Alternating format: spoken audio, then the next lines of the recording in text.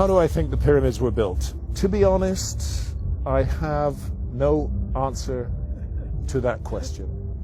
And anybody who tells you that he or she knows how the pyramids were built are not telling the truth, because we don't know. We don't know. The Great Pyramid contains a number of mysteries. The Great Pyramid, first of all, is very big. The Great Pyramid weighs 6 million tons. We can calculate that from its mass. It weighs 6 million tons. Its footprint is 13 acres. It's more than 750 feet along each side. It's 481 feet tall. More than 2.5 million individual blocks of stone were used in its construction. But it's not just big, it's really, really precise. The Great Pyramid is locked in to the cardinal dimensions of our planet. The Great Pyramid is targeted on true north within 3/60ths of a single degree. Now, no modern builder would create a large building and add onto his or her shoulders the additional burden of aligning it to true north within a fraction of a single degree. They just wouldn't get it. They wouldn't understand why it was important to do that. But something drove the builders of the Great Pyramid to go to a very great additional trouble, not only to create this massive, imposing monument, but also to lock it on to true north. And then other things, to incorporate into its dimensions the dimensions of our planet. I don't want to get too numerical or possibly even boring here, but if you take the height of the Great Pyramid and multiply it by 43,200, you get the polar radius of the Earth.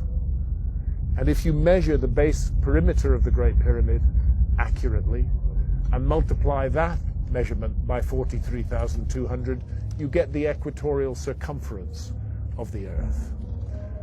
In other words, for thousands of years, through times, through dark ages, when human beings didn't even know they lived on a planet, never mind its dimensions, that monument has encoded and speaks out the dimensions of our planet on a scale of 1 to 43,200. And the scale is not random.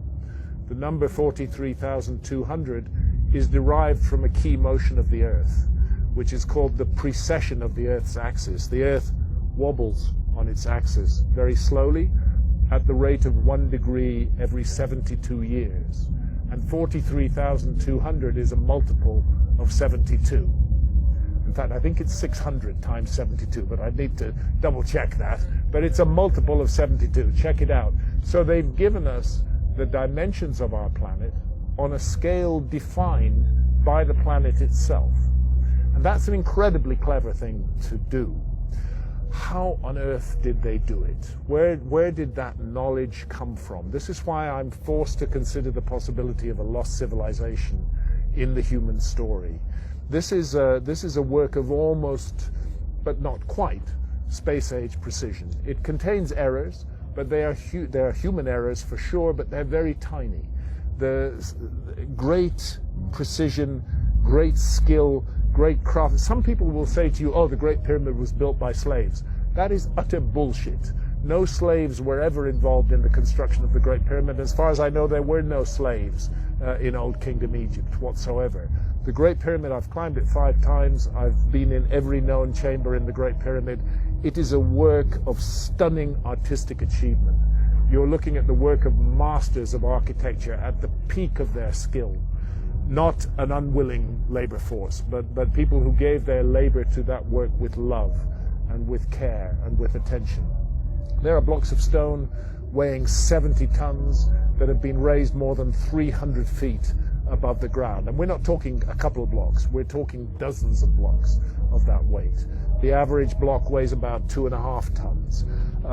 It's the moving of those huge blocks of stone, their arrangement into a high precision monument, and the achievement of actually doing it, because you know if you make a small mistake at the base, by the time you get to the summit of your 481 foot high pyramid, you don't have a pyramid, you have a corkscrew.